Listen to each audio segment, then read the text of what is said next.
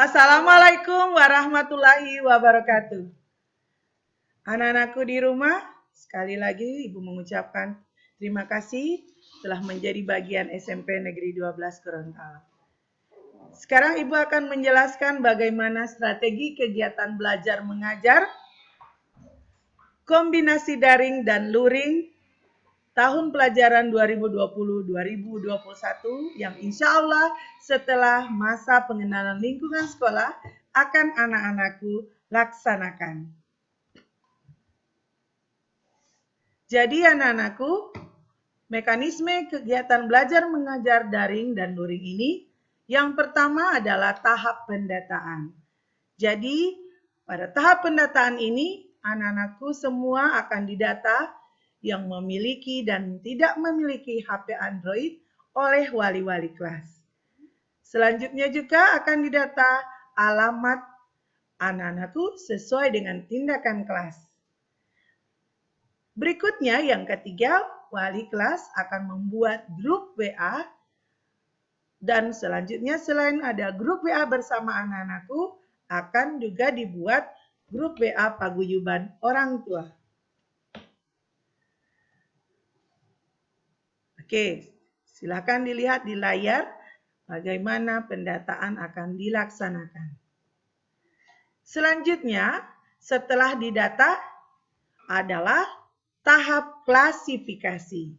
Jadi, bagi anak-anakku yang memiliki HP atau sarana untuk pembelajaran online akan masuk pada kegiatan belajar daring. Sedangkan bagi anak-anakku yang tidak memiliki HP akan masuk pada kegiatan belajar mengajar secara luring atau luar jaringan. Ya. Kemudian setelah diklasifikasi anak-anakku bagi pembelajaran daring akan diberikan jadwal oleh Wakase Kurikulum dan akan dikirim oleh wali-wali kelas di WA Group. Selanjutnya bagaimana dengan yang pembelajaran luring? Ya, bagi yang tidak memiliki HP, nantinya juga akan diberikan jadwal di mana setiap seminggu sekali orang tua akan mengambil tugas yang akan anak-anakku lakukan selama seminggu di rumah. Dan selanjutnya juga ada yang akan diberikan tugas melalui program pembelajaran yang dilaksanakan oleh Dinas Pendidikan melalui TV Memoza. Selanjutnya anak-anakku, bagaimana pembelajaran daring itu?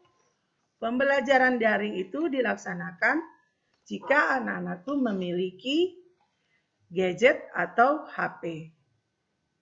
Dan nanti guru akan menyusun pembelajaran secara virtual atau secara LMS. Sekarang mari kita lihat bagaimana strategi kegiatan belajar mengajar secara daring yang ada di SMP Negeri 12 Gorontalo. Jadi anak-anakku, yang pertama dimulai dengan pra-pembelajaran. Pada pra-pembelajaran ini semuanya harus menyiapkan nomor telepon. Ya, jadi sudah diketahui dari awal harus memiliki grup WA sebagai media interaksi dan komunikasi. Selanjutnya, materi dan jadwal sudah anak-anakku ketahui agar anak-anakku sudah siap pada pembelajaran daring nanti. Pada saat pembelajaran terbagi dua, yakni secara tatap muka virtual, kemudian learning management system. Tatap muka virtual ini anak-anakku diharapkan dapat siap dan memastikan diri untuk mengikuti kegiatan pembelajaran daring. Pada tatap muka virtual ini, anak-anakku bisa mungkin menggunakan Google Meeting atau Zoom Jadi anak-anakku secara langsung dapat mengikuti pembelajaran yang dilakukan oleh guru tersebut. Dan pada tatap muka virtual ini seperti biasa, anak-anakku harus mengawali semua kegiatan dengan berdoa. Dan pada tatap muka virtual ini karena secara langsung guru-guru memberikan materi, maka anak-anakku berkesempatan untuk bertanya, mengemukakan pendapat atau melakukan refleksi. Selanjutnya bagaimana dengan LMS? Nah, untuk LMS ini anak-anakku akan diberikan tugas seperti menggunakan aplikasi Google Classroom, ya. Jadi tidak bertatap muka tetapi pembelajarannya tetap secara daring. Anak-anakku pada kegiatan ini juga akan mengisi daftar hadir secara daring dengan menggunakan aplikasi Google Form. Dan pada saat LMS ini, anak-anakku dapat dipantau aktivitas apa yang telah dilakukan dan selalu bisa berkonsultasi dengan guru apa yang menjadi kesulitan dalam pembelajaran daring. Selanjutnya apa yang dilakukan pada saat selesai pembelajaran? Benar sekali. Setiap peserta didik dapat mengisi lembar aktivitas sebagai bahan pemantauan belajar harian. Kemudian anak-anakku bersama guru dan orang tua harus tetap berkomunikasi dan orang tua akan mengingatkan anak-anakku apakah sudah mengumpulkan foto lembar aktivitas dan tugas. Dan yang terakhir akan ada umpan balik terhadap hasil atau karya serta tugas dari anak-anakku yang sudah dilakukan. Dan yang terakhir juga yang sangat penting, dilakukan refleksi pengalaman belajar. Selanjutnya bagaimana dengan pembelajaran luring?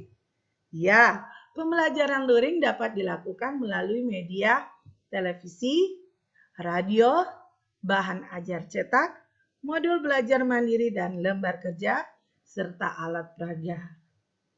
Yang jelas pembelajaran luring dia tidak menggunakan fasilitas internet. Pada pembelajaran luring, insya Allah anak-anakku akan belajar bersama Memoza TV. Dan di situ anak-anakku bisa menonton pemberian materi oleh guru-guru dan akan dipandu juga oleh guru-guru yang ada di SMP Negeri 12. Dan selalu diingat, pada saat belajar bersama Memoza TV, anak-anakku juga harus selalu berkomunikasi kepada guru yang mengajar mata pelajaran tersebut yang ada di sekolah. Selanjutnya mari kita lihat strategi pembelajaran luring. Ya, benar sekali. Strategi pembelajaran luring ini anak-anakku akan dibantu oleh orang tua. Sebab berbeda pembelajaran luring dengan pembelajaran daring. Pembelajaran luring yang ada di SMP Negeri 12 Gorontalo sudah dijelaskan tadi. Pertama kita akan difasilitasi Memoza TV, kemudian yang kedua orang tua akan mengunjungi sekolah untuk mengambil tugas yang akan dikerjakan oleh anak-anakku. Dan semuanya sudah terjadwal.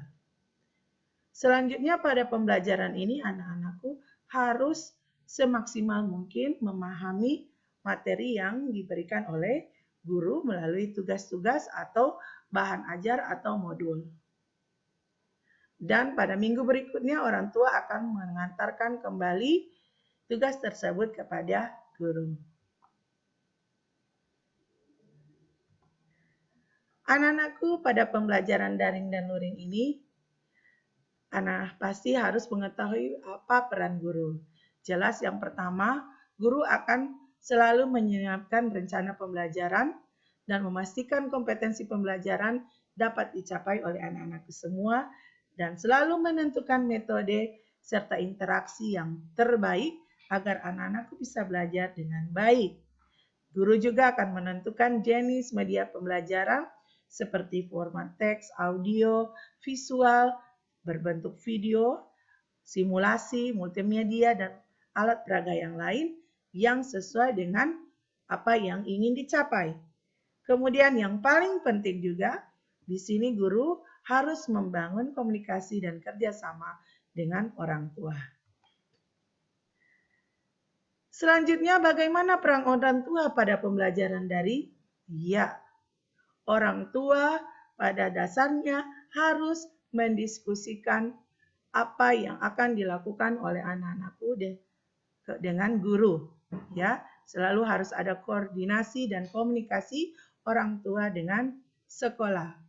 Orang tua pada saat pembelajaran daring, misalnya pada saat tatap muka virtual, orang tua atau wali wajib mendampingi dan memantau proses pembelajarannya.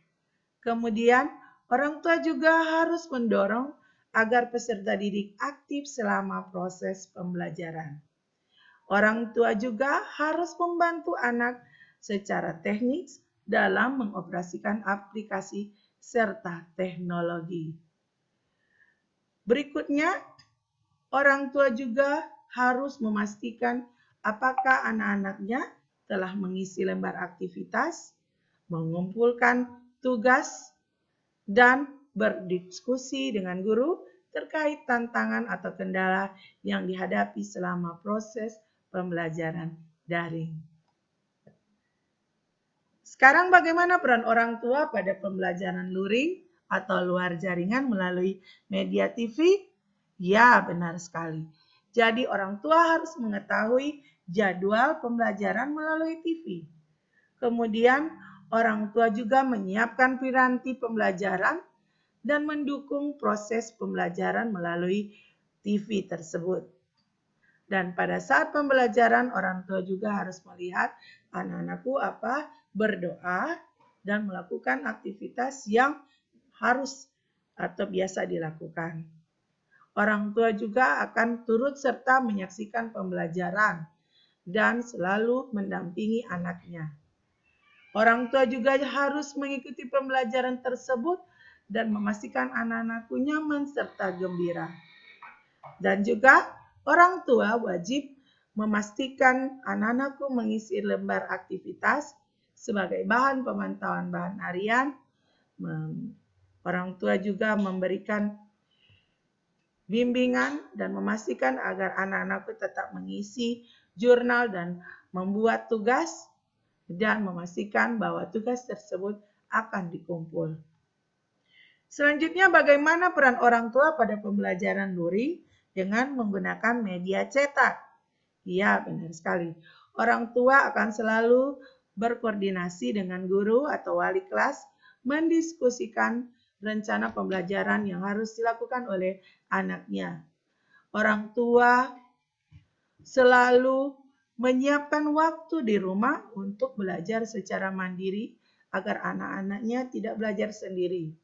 Orang tua harus membantu proses belajar luring sesuai dengan jadwal penugasan yang diberikan. Juga melihat anak-anakku apakah selalu berdoa sebelum dan sesudah belajar.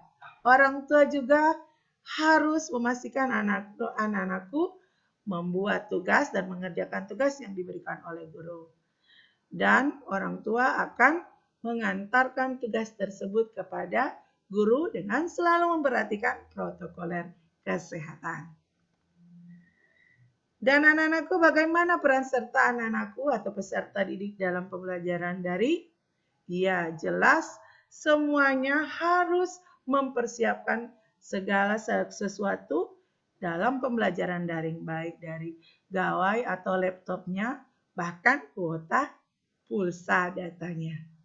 Kemudian selalu menyiapkan diri, berdoa, menuliskan apa yang harus dipelajari, memahami pembelajaran dengan sebaik-baiknya.